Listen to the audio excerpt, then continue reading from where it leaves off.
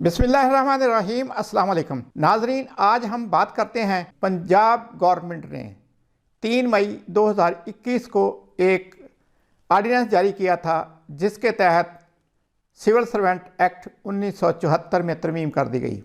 इस आर्डिनेंस से पहले 25 साल सर्विस मुकम्मल होने पर गवर्नमेंट सर्वेंट रिटायरमेंट ले सकता था।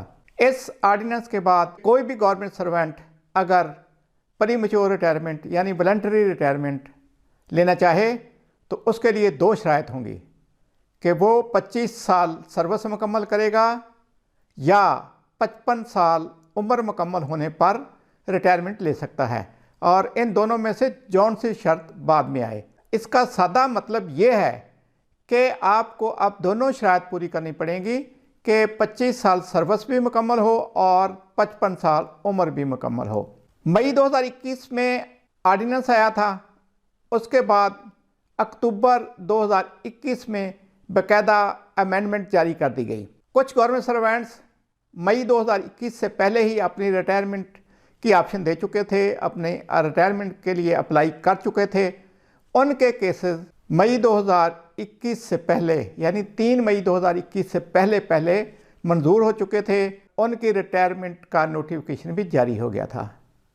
गो के उनकी रिटायरमेंट यानी डेट ऑफ रिटायरमेंट मई 2021 के बाद आ रही थी। ज़ाहिर है उन्होंने LPR ले रखी थी और उसके बाद उनकी रिटायरमेंट इफेक्टिव होनी थी।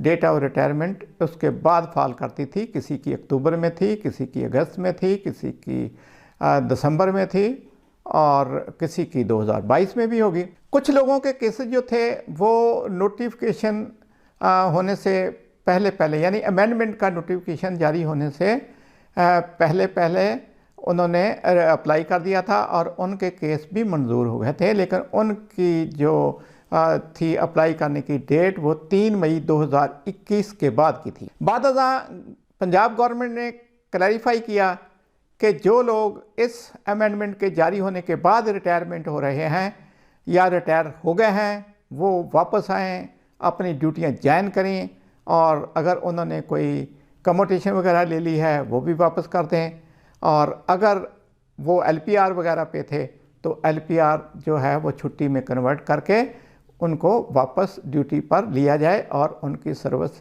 जारी रहेगी जब तक कि उनकी उम्र 55 साल पूरी नहीं होती और वो दोबारा इसके लिए अप्लाई नहीं करते। अब नाजरीन, ये 2 तरह के केस हो गए। एक वो केसेस जो 3 मई 2021 से पहले मंजूर हो चुके थे पेंशन केसेस, और दूसरे वो हो गए कि जो 3 मई 2021 के बाद जिनकी रिटायरमेंट अप्रूव हुई थी।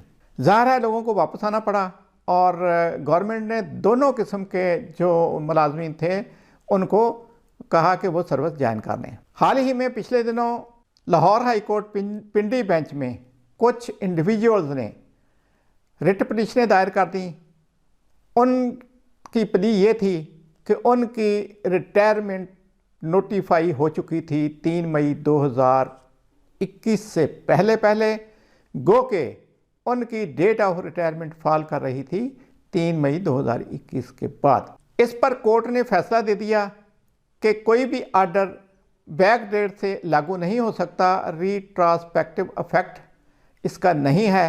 लिहाजा वो मुलाजमीन जिनकी रिटायरमेंट 3 मई 2021 से पहले नोटिफाई हो चुकी थी वो रिटायर्ड तस्वर होंगे और उनकी रिटायरमेंट फाइनल कर दी जाए।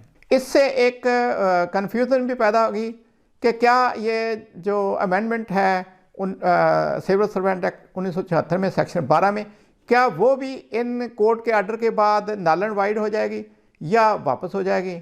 तो नाजरीन, इस सिलसिले में गुजारिश है कि कोर्ट्स पार्लियामेंट के जो फैसले हैं उनको रिवर्ट नहीं करती जब तक कि उसमें इंसानी बुनियादी हकूक़ का मसला ना हो।